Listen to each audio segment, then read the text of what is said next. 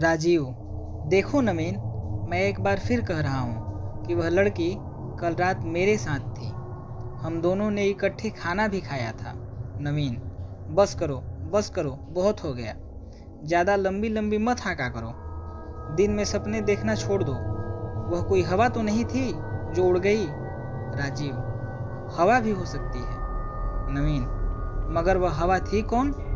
राजीव, मैं आपसे यही तो पूछ रहा हूँ कि वो कौन थी जो रात आपके जन्मदिन की पार्टी में आपके साथ नाच रही थी। उसे देखकर मुझे ऐसा लगा जैसे आकाश से कोई परी उतर आई हो, जिसकी सुंदरता को देखकर देवताओं के भी मन डोल जाएं। ऐसी सुंदरता मैंने आज से पहले कभी नहीं देखी। नवीन, अब तुम उसकी सुंदरता का बखान करना बंद करो और उसका नाम बताओ।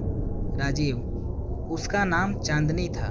नवीन, मेरे दोस्त राजीव, मेरी पार्टी में चांदनी नाम की कोई लड़की आई ही नहीं थी, और ना ही मैं इस नाम की किसी भी लड़की को जानता हूँ। राजीव, हाँ, मैं समझ गया।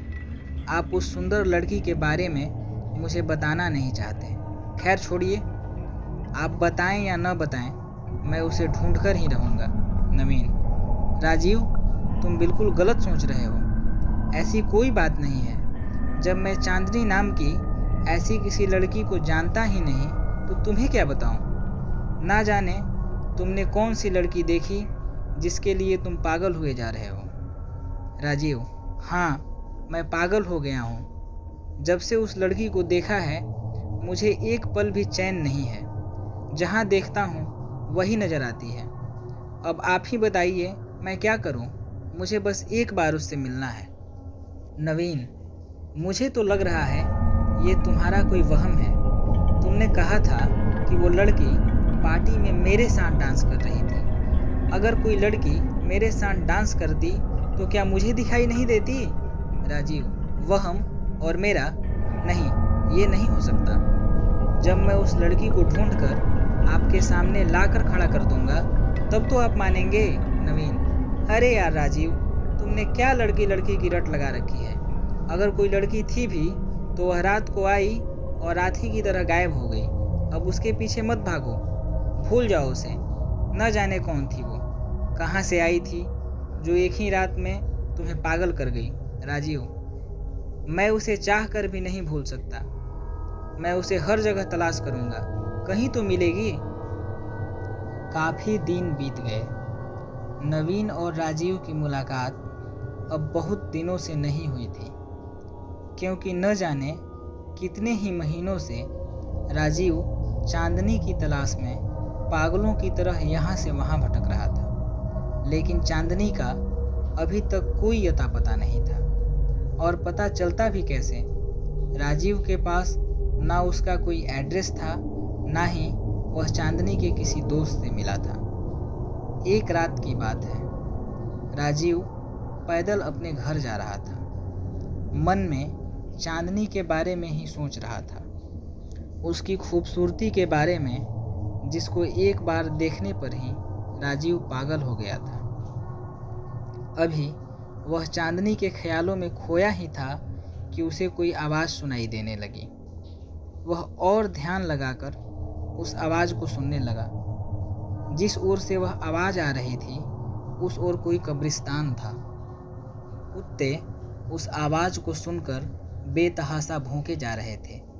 राजीव कभी कुत्तों की ओर देखता तो कभी कब्रिस्तान की ओर, जहाँ से वो डरावनी आवाज़ें आ रही थी। राजीव उन आवाज़ों को और नज़दीक से सुनने के इरादे से कुछ डरा कुछ सहमा सा धीरे धीरे कब्रिस्तान की तरफ बढ़ने लगा। वह करीब 20 मीटर की दूरी पर ही पहुंचा था कि उसने कब्रिस्तान में कुछ ऐसा दृश्य देखा जिससे उसकी दिल की धड़कनें तेज हो गईं और वह पसीने पसीने हो गया। उसने देखा कि कब्रिस्तान में कब्र के अंदर से कोई बाहर निकल रहा है। जैसे ही उसने वह दृश्य देखा वह वहाँ से भागा। करीब 200 मीटर की दूरी पर बस स्टॉप था। वहाँ आकर उसने सांस ली। राजीव खुद से ही बातें करने लगा। बाप रे, ये क्या था? जो अभी अभी मैंने देखा? ऐसा कभी हो सकता है क्या? कोई मुर्दा कब्र से बाहर कैसे आ सकता है? कितना भयानक दृश्य था वह। और अगर वह मुर्दा मुझे देख लेता तो?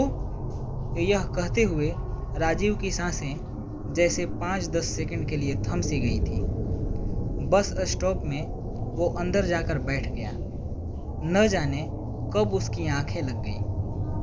आंख खुली तो उसने देखा कि उसके सामने चांदनी बैठी है और उसकी आंखें बंद हैं। वह धीरे से उसके पास गया और उसके कान के पास फुसफुसाया, मैं न जाने कब से तुम्हें ढूंढ रहा हूँ। आज मेरी तलाश खत्म हो गई। चांदनी ने यह सुनकर अपनी आंखें खोली और कहा, कौन हो तुम और मुझे क्यों ढूंढ रहे हो? क्या मैं तुम्हें जानती हूँ? राजीव, नहीं, तुम मुझे नहीं जानती, लेकिन मैं तुम्हें अच्छे से जानता हूँ। या यूँ कह लो, जिस दिन से मैंने तुम्हें देखा है उस दिन से मैं तुमसे मिलने के लिए बेचैन हूँ। तुम्हारी खूबसूरती को निहारने के लिए मैं मरा जा रहा था। चांदनी, ओहो, अच्छा तो यह बात है राजीव? हाँ, यही बात है। चांदनी, तुम मुझे पसंद करने लगे हो, मैंने सही कहा ना? राजीव, तुमने तो एक बार में ही मेरे मन की बात जान ली। तुम्हें कैसे पता कि मैं तुम्हें चाहता हूँ? चांदनी ने हंसकर कहा, मुझे सब पता है। राजीव, अच्छा, सब पता है? लगता है आग दोनों तरफ से बराबर लगी है। क्या तुम भी वही चाहती हो जो मैं चाहता हूँ? चांदनी, और कितनी लड़कियों से तुम यह बात कह चुके हो? राजीव, तुम पहली हो। आज से पहले मैंने यह बात किसी और से नहीं कही। चांदनी ने भारी आवाज में कहा, तुम झूठ बोल रहे हो। मुझसे पहले ना जाने तुम कितनी लड़कियों को यह बात बोल चुके हो। जैसे ही चांदनी ने यह बात कही, उसकी आंखें लाल हो गई और चेहरा इतना डरावना मानो राजीव के प्राण लेने स्वयं यमराज धरती पर आ गए हों। अपने लंबे लंबे नाखूनों से उसने एक बार में ही राजीव का सर धड़ से अलग कर दिया। अब वह कह रही थी, औरत को बस भोग विलास की वस्तु समझने वाले इंसानों का यही हाल होना चाहिए। मैं फिर आऊँगी और ऐसे ही सबको मारती रहूँगी। वह हंसते हुए कब्रिस्तान की ओर चली जा रही थी।